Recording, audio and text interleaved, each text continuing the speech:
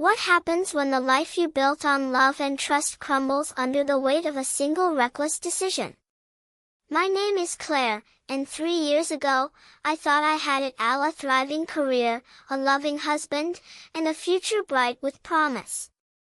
I was wrong. It started with the promotion.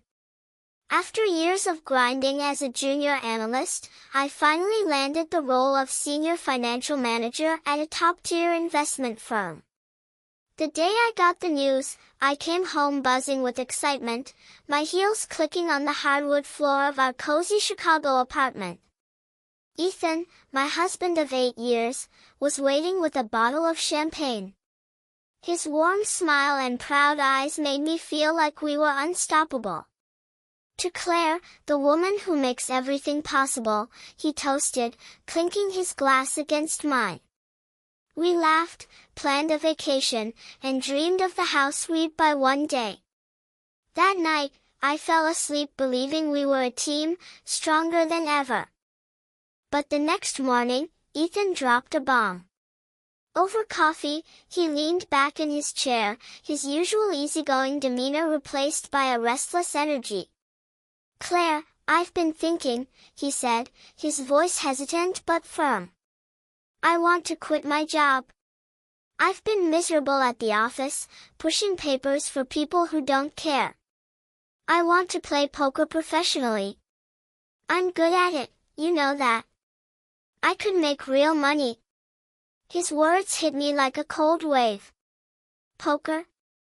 Ethan had always loved card games, hosting late-night rounds with friends, but this was different. This was our stability, our future, he was talking about throwing away. I stared at him, searching for the man who'd promised to build a life with me. "Are you serious?" I asked, my voice trembling. He nodded, eyes alight with a conviction I hadn't seen in years.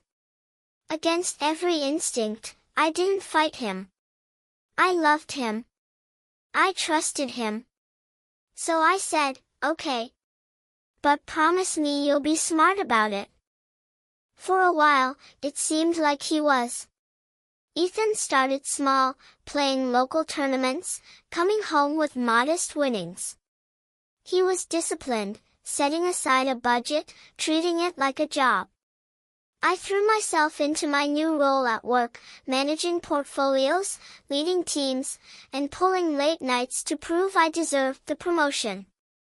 We were juggling two wildly different worlds, but we made it work. Or so I thought. 6 months in, I noticed the first cracks. Ethan started staying out later, his eyes bloodshot from long nights at underground poker rooms. The winnings dwindled, replaced by excuses. "Bad luck," he'd say, or "I'm still learning the circuit." Our savings account, once a shared dream for a house, began to shrink. I confronted him one night, my voice sharp with worry. "Ethan, we can't keep dipping into savings. My salary can't cover everything." He promised to scale back, to be more careful. But promises are fragile things. Then came Miya.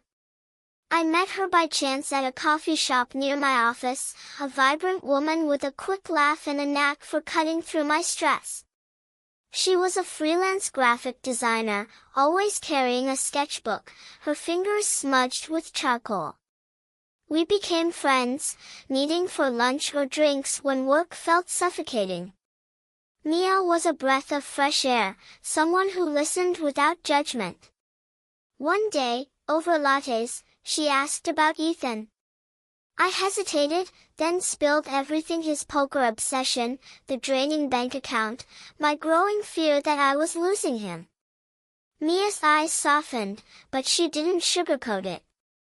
"Claire, you're carrying too much. You can't fix him if he doesn't see the problem." Her words stung, but they woke me up. I hadn't realized how much I'd been shouldering alone. The twist came a year later, when I discovered Mia's secret. She wasn't just a friend, she was a recovering gambling addict. During one of our late-night talks, she confessed that she'd lost everything to casinos a decade ago: her savings, her family's trust, her sense of self. She'd clawed her way back, but the scars remained. "I see Ethan in me," she said quietly. "The way he chases the next win, thinking it'll fix everything. It won't." Her words hit me like a revelation. I'd been so focused on Ethan's choices that I hadn't seen the addiction driving them. Miya offered to talk to him, to share her story, but I wasn't ready to admit he needed that kind of help. Not yet. By year 2, Ethan was a stranger. He'd quit local games for high-stakes tournaments, traveling to Vegas and Atlantic City, racking up debt faster than I could track. My promotion, once a source of pride, became a lifeline. I worked longer hours to cover bills, my stress mounting as our savings vanished. One night, I found a stack of loan papers hidden in his desk, tens of thousands of dollars borrowed against our future. I confronted him, my voice breaking. "Ethan, this has to stop. You're destroying us." He looked at me, his face hollow, and said, "I'm so close, Claire. One big win, and I'll fix it all." I wanted to believe him, but love can't blind you forever. The breaking point came in year 3. Ethan returned from a tournament in Reno, claiming he'd won big. For a moment, hope flickered. Maybe he'd finally turned it around. But when I checked our accounts, I found nothing. He'd lost it all in a single night, chasing a bigger pot. I sat him down, my hands shaking, and gave him an ultimatum: get help, or we're done. He chose poker. The next day, I packed a bag and moved in with Miya, my heart shattered but my resolve firm. Living with Miya changed everything. She didn't just offer a couch, she offered perspective. She introduced me to a support group for families of addicts, where I learned that Ethan's choices weren't my fault. I started therapy, rebuilding the confidence his betrayal had eroded. At work, I threw myself into a new project, leading a high-stakes merger that earned me another promotion. Slowly, I began to see myself not as a victim, but as a survivor. Ethan hit rock bottom a few months later.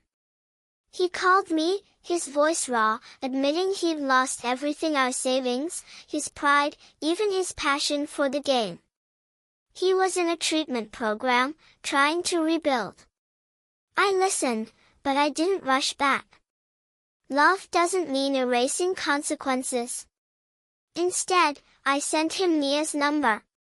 If anyone could help him understand the road ahead, it was her. 3 years after my promotion, I stood at a crossroads. I'd gained a career I loved, a friend who'd become family, and a strength I never knew I had. But I'd lost the man I thought I'd grow old with. The pain still lingers, but so does the lesson: sometimes, the hardest choices are the ones that set you free. I don't know if Ethan will find his way back, or if I'll ever trust him again. But I know this: I am not defined by his mistakes. I'm Claire, the woman who kept going, who built a life from the ashes of a dream. And that's a story worth telling.